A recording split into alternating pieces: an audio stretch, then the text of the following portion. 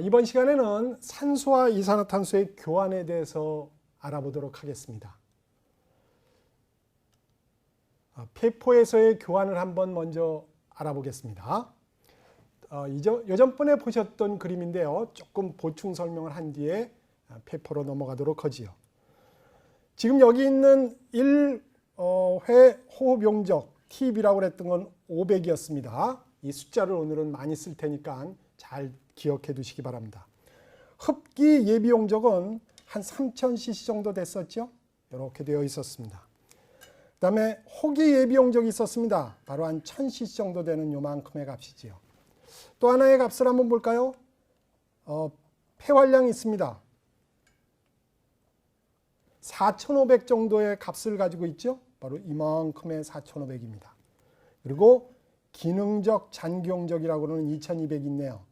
이 내용은 각각 잠깐 본충 설명을 드리겠습니다. 한 번 호흡할 때는 500 정도, 그리고 여러분들이 충분히 흡식을 예비로 가지고 있었는데 충분히 흡식할 때 쓸 수 있는 3000cc IRB가 있었죠. 그리고 호식 예비 용적이라고 하는 1000cc의 값을 여러분들이 내보낼 수가 있습니다. FRC라고 하는 기능적 잔기 용적이 있는데 여러분들은 1회 호흡량 500이라는 걸 하고 있는 동안에 그 폐 속에는 흡식을 하기 바로 직전에 여러분들은 폐 속에 2200이라는 값을 이미 가지고 있었습니다. 그러니까 2200이라는 값을 가지고 있고 500을 밀어넣으니까 2700이 된 뒤에 다시 또 500을 내보내면 2200으로 돌아오게 되겠지요.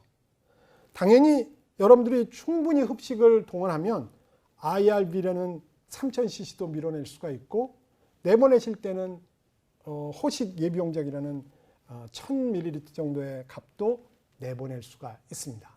지금 이 값을 기능적 잔기 용량 그리고 폐활량, 흡기 예비 용적 이런 걸로 좀 잘 기억해 두시기 바랍니다. 이따가 수치를 포함해서 말씀드리도록 하겠습니다. 분압이라는 개념을 먼저 알고 들어갈까요? partial pressure라는 개념입니다. 대기압은 1기압인 것 잘 아시잖아요. 근데 저 대기압을 760mmHg라고 표기합니다. 저 속에 보면 산소가 20% 있어요. 다시 말하면 0.2기압이지요. 저 0.2기압을 760으로 해서 계산하면 152mmHg가 됩니다. 저 152mmHg의 저 값을 지금 여기에다가 적어놨네요. 산소가 152이고 이산화탄소는 거의 무시해도 될 정도입니다. 0.3 정도 들어가 있어요. 여러분들 지금 있는 대기 중에 산소의 분압과 이산화탄소의 분압이 저 정도 된다는 것입니다. 저걸 우리가 들여 마시는 것이 되겠죠. 실제로 저렇게 들어온 공기가 폐포 속에 들어오면 아까 말씀드렸던 대로 500을 먹기 전에 1회 흡식하는 그 양 500ml 들어오기 전에 2200의 기능적 잔기 용량이라고 가지고 있었죠. 그 2200이라고 그러는 가지고 있었던 그 용량에 보면 폐포의 산소 분압은 대충 100 정도 되고 이산화탄소의 분압은 40 정도 돼요.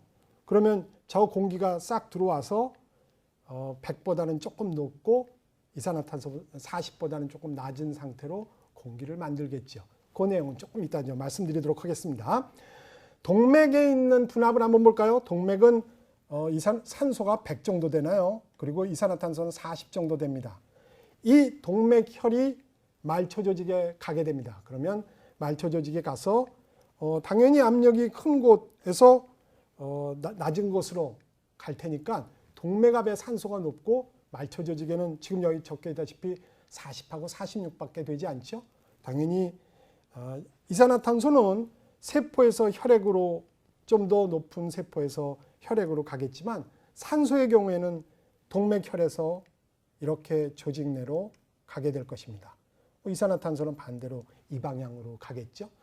지금 말씀드렸던 대로 산소의 경우에는 동맥혈이 100이니까 그보다 낮은 조직, 저기 있는 세포 쪽으로 쉽게 산소를 내려보낼 수 있습니다. 당연히 이산화탄소는 반대 방향이죠. 아주 자연스럽죠. 농도가 높은 데서 농도가 낮은 쪽으로, 분압이 높은 데서 분압이 낮은 쪽으로 가는 것은 자연스러운 현상입니다. 네, 우리 인생사는 어떤가요? 내가 많은 것을 가지고 있으면 그렇지 못한 사람한테 나누고 배려하고 기부하고 이런 거는 정말 말 그대로 자연스러움이 느껴집니다. 그런데 우리 세상사가 또 다 그렇지는 않죠. 작게 가진 사람 것을 더 많이 가진 사람이 잡아 끌어 가지고 오고 뺏고 뭐 등쳐서 가지고 이런 형태를 우리는 착취라고 얘기하죠. 부자연스럽습니다. 실제로 우리 모든 자연현상은 이렇게 부드럽게 농도가 높은 곳, 분압이 높은 곳에서 그렇지 못한 곳으로 이동하게끔 되어 있어요. 그게 자연스럽기도 하죠. 지금부터 배우실 폐포나 말초에서 일어나고 있는 모든 산소와 이산화탄소의 분압 차이에 의한 이동은 자연스럽다는 것을 다시 한번 말씀드립니다. 다음으로 넘어가 볼까요? 흡식 전의 폐포 분압입니다. 흡식 전의 폐포 분압을 보니 여기 적혀 있죠. 실제로 PO2는 100에 PCO2는 40입니다. 아까 말씀드렸던 2200 정도의 기능적 잔기 용량이라는 여러분들이 흡식하기 바로 직전에 폐에 가지고 있던 2200ml의 그 공기 중에 100에 40이라는 분압을 갖고 딱 있다는 것이죠. 저렇게 흡식 전에 폐포의 분압은 저런데 저것이 흡식을 하고 나면 어떻게 되는지 한번 볼까요? 흡식 공기는 미리 좀 힌트를 드릴까요? 152에 0.3짜리가 500ml 정도 들어옵니다. 그 공기가 들어와서 2200에 100에 40짜리하고 합쳐지겠죠? 그럼 어떻게 될까요? 한번 결과를 한번 보시죠. 이렇게 흡식을 한 다음에 폐포 분압은 이렇게 될 것입니다. 100에 40이었던 것이 100보다는 높고 40보다는 낮은 상태로 흡식을 하고 나면 폐포의 공기가 정화되었을 것입니다. 이렇게 정화된 공기가 지금 여기 있는 정맥에 있는 40에 46이라는 산소와 이산화탄소 분압, 산소의 분압, 이산화탄소의 분압과 서로 교환을 시작합니다. 거의 1초도 안 된 짧은 시간 내에 산소는 당연히 폐포로부터 정맥 쪽으로 가겠죠. 또 이산화탄소는 여기 있는 46이라는 값, 정맥 쪽에서 폐포인 40보다 낮은 쪽으로 이동하게 될 것입니다. 자연스럽게 분압이 높은 곳에서 낮은 쪽으로 이동하게 될 것이라는 것이죠. 그렇게 해서 서로 이동을 딱 끝내고 나면 둘의 협상 카드는 어느 건지 말씀드릴까요? 동맥혈이 지금 100에 40이 됐습니다. 정맥피도 100에 40이 됐고 폐포도 다시 원위치로 조금 아까 보셨던 흡식 전의 폐포 분압처럼 100에 40으로 가게 되는 것입니다. 교환 후의 폐포합이 이렇게 된다는 것이죠. 보십시오. 교환 후의 폐포합은 100에 40이 됐고 동맥압 역시 100에 40이 되었습니다. 잘 이루어진 것 같죠? 150에 0.3짜리의 500ml 정도의 일회의 호흡량에 의해서 잠시 변화가 있었지만 동맥을 100에 40으로 만드는데 성공을 했습니다. 지금 말씀드렸던 내용은 처음에 보셨던 그림하고 거의 같은 것 같죠? 150에 0.3짜리의 대기가 들어가서 폐포를 100에 40짜리에게 도움을 줘서 조금 아까 보셨던 대로 100보다 좀 높고 40보다 낮은 상태로 만든 뒤에 정맥피하고 딱 교환을 해서 동맥피를 100에 40으로 만들고 폐포마저도 자기도 100에 40으로 돌아왔다는 것입니다. 이해가 되셨나요? 다음 또 넘어가도록 하겠습니다. 호식의 공기분압을 잠깐 보도록 하겠습니다. 지금 폐포 속에는 동맥과 교환을 끝내고 나면 폐포 속에는 100에 40의 PO2 산소의 분압 100, 이산화탄소의 분압 40이 되었습니다. 동맥은 이제 보냈죠.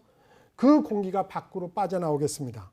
지금 여기 있던 이 교환 후에 폐포의 공기의 압이 이렇게 분압이 이렇게 되어 있는데 이놈이 나와서 호식 공기가 이렇게 됐대네요. 100에 40짜리의 공기가 밖으로 빠져나왔는데 왜 PO2가 126이 되고 이산화탄소는 32가 되었을까요? 그냥 100에 40이 그냥 나와야 될 것 같은데요. 이 속에는 여러분들이 기왕에 배우셨던 한 형태가 숨겨져 있습니다. 한번 같이 보시도록 하죠. 전도 영역과 호흡 영역 기억하시나요? 기억이 안 나시면 이 그림은 기억이 나시나요? 지금 말씀드렸던 그 호식 공기가 폐포에 있는 공기보다는 조금 개선된 듯 정화된 듯 보이는 이유는 500ml의 공기를 들여 마시면 350 정도만 실제로 교환이 일어나고 150은 교환이 일어나지 않는 전도 영역이라고 말씀드렸습니다. 이 150은 그냥 대기에 있는 152의 0.3짜리의 그냥 깨끗한 공기가 그냥 있다가 빠져나가는 겁니다. 교환이 없었어요. 산소의 없어짐도 없고 이산화탄소가 더 들어가는 것도 없었다는 것이죠. 실제로 500cc가 측정되는 호식 공기는 이 두 값이 더해져서 나타나게 되는 것이고 그 값을 한번 같이 생각해 볼까요? 호식 공기 나갈 때 이 126의 32는 정확하게 계산이 그렇게 되는 건 아닙니다만 폐포 속에 있던 100의 40에 350ml 그리고 기관지에 교환을 하지 않은 전도 영역에 있었던 흡식 공기 몫이 되는 150의 0.3짜리가 합쳐져서 이렇게 호식 공기로 나오게 되었다는 것입니다. 이해가 되셨나요? 조금 어려운 얘기입니다. 지금 이 내용은 실제로 의과대학에 있는 학생들도 그렇게 쉽게 넘어갈 수 있는 부분은 아닙니다. 또 알아보도록 하겠습니다. 말초에서의 교환을 볼까요? 이제 동맥혈이 조금 아까 동맥피가 PO2 산소 분압 100, 이산화탄소의 분압 40으로 출발을 했습니다. 이제 말초에 가서 넘겨줘야겠죠? 넘겨주는 현장을 한번 보시죠. 지금 동맥은 100의 40짜리로 출발을 말초 쪽으로 진행했습니다. 그래서 딱 이쪽으로 왔고 이렇게 온 이 동맥압은 동맥의 100의 40짜리는 결국은 이렇게 내려와서 말초 조직에 오면 교환 전의 조직이 PO2가 40보다 낮고 PCO2가 46보다 높은 상태로 기다리고 있습니다. 다시 말하면 동맥피를 기다리고 있는 것이죠. 저렇게 해서 동맥피를 맞이하게 되면 아까 폐포와 같이 교환을 시작하는데 100에서 아마 40보다 낮은 이 조직 쪽에 있는 산소 쪽으로 산소가 이동할 것이고 이산화탄소는 46보다 높은 상태에서 이 40쪽으로 또 이동하게 될 것입니다. 좀 복잡한가요? 100의 40과 지금 교환 전의 조직인 40보다 낮고 46보다 높은 그 상황이 서로 교환을 시작한다는 것입니다. 물론 자연스럽게 높은 곳에서 낮은 쪽으로 이동하게 됩니다. 둘의 협상 카드, 딱 교환을 한 다음에 마지막 카드는 공통적으로 이렇게 되게 됩니다. 정맥피는 여기 보시다시피 40에 46, 동맥피가 100에 40에서 출발해서 40에 46이 되고 당연히 교환 후에 여기 있는 조직도 40에 46이 되는 것입니다. 지금 100에 40으로 들어왔던 그 동맥피는 40에 46이라는 정맥피가 되었고 교환 후의 조직도 40에 46이 되어 둘이 같이 이제 똑같은 수준으로 교환을 딱 끝낸 다음에 정맥피가 출발을 하겠죠. 지금 이렇게 40에 46이 된 조직세포들은 이 내용을 갖고 대사를 시작합니다. 그리고 산소를 쓰고 이산화탄소를 만들겠죠. 산소는 점점 줄게 될 것이고 이산화탄소는 점점 늘게 될 것입니다. 그러면 다음 또 동맥피를 맞이하고 또 마찬가지로 40에 46으로 되고 그거를 반복하는 게 조직에 있는 세포들의 운명입니다. 지금 이 조직세포의 이 40에 46은 말씀드렸던 대로 정맥과 같은 수준이고 여러분들은 혹시 정맥피를 더러운 피, 동맥피를 깨끗한 피 이렇게 얘기하시지 않나요? 그런데 지금 보셨다시피 말초 조직에 있는 세포들, 여기 있는 조직에 있는 여러 가지 대사를 하고 있는 세포들은 40에 46이 거의 우리의 한가위와 같습니다. 가장 깨끗한 상황이 정맥피처럼 되는 거예요. 그러다가 40을 써서 40보다 낮은 상태로 되고 동맥의 도움을 받아서 또 다시 40 정맥처럼 되는 것이죠. 그러니까 절대로 정맥피를 더러운 피라고 그냥 하지 마십시오. 그냥 정맥피다 해주시면 조직에 있는 대사를 하고 있는 세포들이 좀 고맙게 생각할 것 같습니다. 이해가 되셨나요? 다음 또 넘어가겠습니다. 여기 보시면 동맥혈의 경우 100에 40짜리가 조직에 가서 40에 46을 만들어주고 정맥피마저도 이렇게 40에 46으로 교환을 끝낸 상태로 돌아오게 된다는 것입니다. 운동과 인공호흡을 한번 볼까요? 운동을 통해서 어떤 변화가 있게 되는지 한번 보시죠. 운동 후의 말초분압을 한번 상상해 보겠습니다. 이분 열심히 달려가니까 평소보다는 좀 더 골격근 때문에 그리고 전반적으로 산소를 더 썼을 것 같습니다. 더 쓰고 나면 이 말초에 있는 산소와 이산화탄소 분압은 이렇게 됐을 것 같지 않으세요? 아까 화살표 하나밖에 없었는데 이번엔 2개가 됐습니다. 좀 더 산소를 많이 썼다는 내용을 이렇게 표시했습니다. 이렇게 되게 되면 동맥피가 100에 40짜리로 아무것도 모르고 접근을 했는데 그렇다면 이 화살표 하나였을 때는 정맥피처럼 40에 46이 되겠지만 화살표에 2개가 있으면 결과는 그렇지 않을 것 같습니다. 한번 결과를 따라가 볼까요? 이렇게 됐군요. PO2 정맥피가 40이 아니라 40보다 낮은 상태가 됐습니다. 그러고 나면 여기 도착하는 이 정맥피도 당연히 산소나 이산화탄소가 조금 덜 깨끗한 상태로 가게 될 것 같습니다. 이렇게 출발한 이 정맥피는 결국은 폐포에서 교환을 하고 나면 여러분들이 조금 아까 배우셨던 대로 동맥피가 산소 분압을 100으로 가지고 있고 이산화탄소를 40으로 가지고 있던 것보다는 조금 더러운 동맥피가 됐을 것 같아요. 100보다는 낮은 산소 분압을 가진 동맥피가 됐을 거라는 것이죠. 이러면 이 산소가 낮고 이산화탄소가 높은 형태의 이 동맥피는 여러분들이 기왕에 배우셨던 호흡 조절에 화학적 조절을 동원하게 됩니다. 한번 들어가 볼까요? 전 시간에 배우셨던 내용입니다. 화학적 조절입니다. 말씀드렸던 대로 산소가 감소했습니다. 이산화탄소는 증가했죠? 이렇게 되면 여러분들은 깊고 빠른 호흡을 하시게 될 거예요. 숨이 차게 된다는 것이죠. 좀 더 깊고 빠른, 아까 말씀드렸던 흡식 예비용적인 거의 3000cc에 3리터 정도의 공기를 들여 마시다 뱉게 되는 숨이 깊고 빠른 상태로 변해 가겠죠. 그렇게 되면 깊이 숨을 쉰 후에 폐포 분압을 한번 들어가 보실까요? 폐포 분압은 깊고 빠르게 흡식을 하고 나면 이렇게 화살표 2개짜리의 폐포의 분압을 여러분들이 만드실 수가 있어요.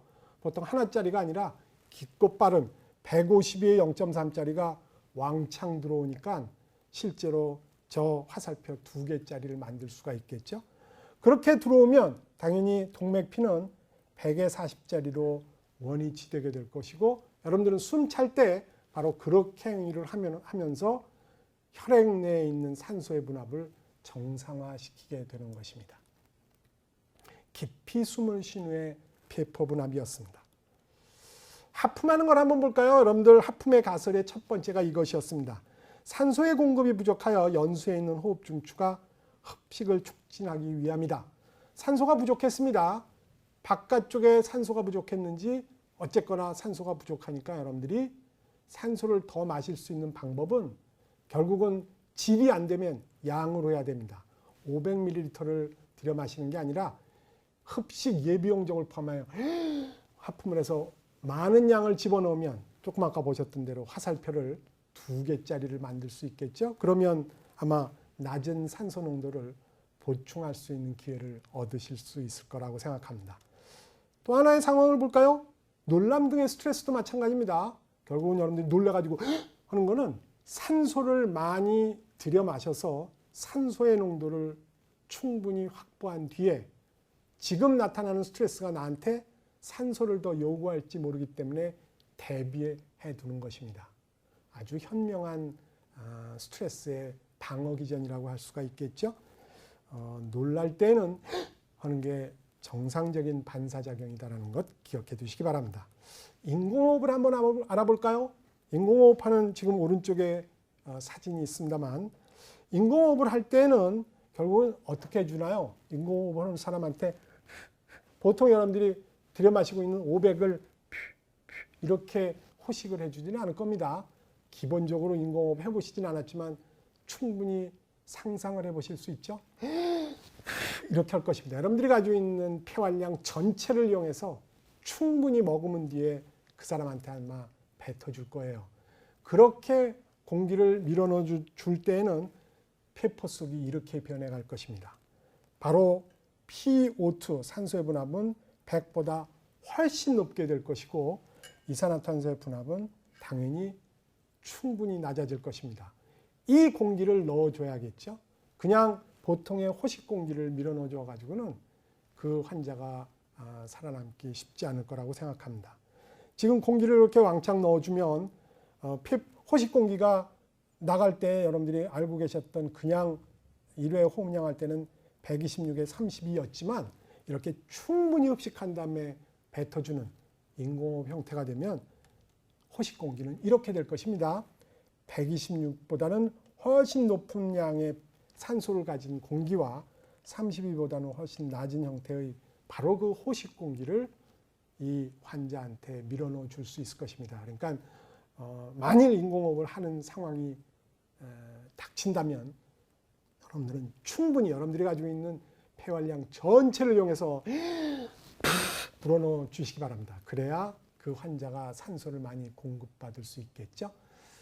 오늘은 여기까지입니다. 감사합니다.